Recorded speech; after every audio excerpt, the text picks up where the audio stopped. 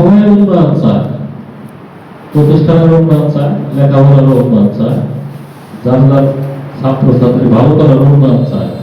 কিন্তু একটা গরু বর্তমানে বাধা দেয়, সরাসরি বললাম বাধা দেয়, সেটা কি? কিশোরদের। যারা লেখাপড়া ভালো ছাত্র হোক, এখন রাস্তাঘাটে দেখা যায় যে তারা চায় না। এখানেও অভিভাবকের অসচেতন অনেক, তারপরে গ্রামের সচেতন যারা আছে আমরা অনেকেই দায়িত্ব এড়িয়ে যাই, মনে করি যে ধমক দিলে ওরা কি আমাদের পাল্টা অপমানি করবে কিনা, এরকম আমাদের দিকে ভয়ে কিশোর ব্যক্তির থেকে আমরা দূরে থাকি।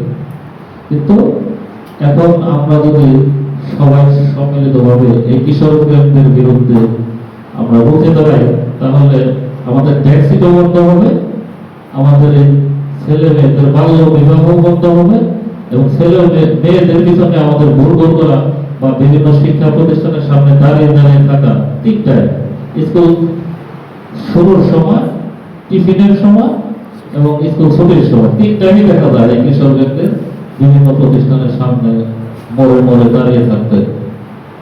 এদের সাথে শুধু ছেলেরাই জড়িত না, মেয়েরাও অনেক ওদের আগ্রহী করে তুলে, এটাই হলো বাস্তবতা। তো এই জন্য এই আলোচনা আমরা কে কে কিশোরদের প্রথমে তার নাম, বাবার নাম জেনে আমরা এই সংগঠনের পক্ষ থেকে আমরাও যাবো, আমরাও তাদের মা বাবা সহ তাদেরকে বলবো যে এই কাজ করে আপনারা সাবধান হলে হবে, না হলে আমরা ব্যবস্থা নেব। পরবর্তীতে কোনো যাতে সমস্যা না হয় সেভাবে আপনাদেরকে জানানো হলো। এটা করতে হবে যে কে কে দাঁড়িয়ে থাকে এটা বার করতে হবে। এটা করা যেতে পারে।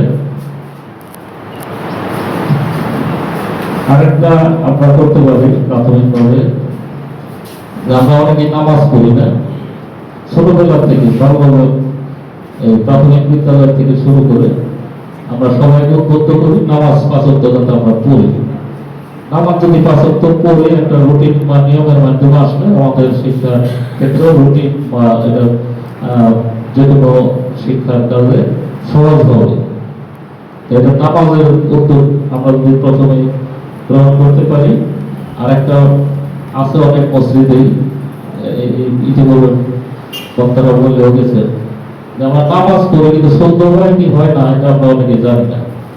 এই জন্য মসজিদে বয়স্ক কোরআন শিক্ষা বা নামাজ শিক্ষার ব্যবস্থা করতে পারি। এটা এখন আমাদের বড় পূর্বপাড়া মসজিদে এটা চালু আছে। এটা কিন্তু আমরা প্রত্যেক মসজিদে যদি কমিটিরা উদ্যোগ নেই যে মাঠের থেকে এসে পর্যন্ত আমাদের বয়স্ক যারা নামাজ শুদ্ধ করে করতে পারি না, বিভিন্ন দোয়া যেটা জরুরি এগুলো আমরা করতে পারি। এই ব্যবস্থাটা এই সংগঠনের মাধ্যমে থেকে উদ্যোগ নিলে এটাও করা যেতে পারে।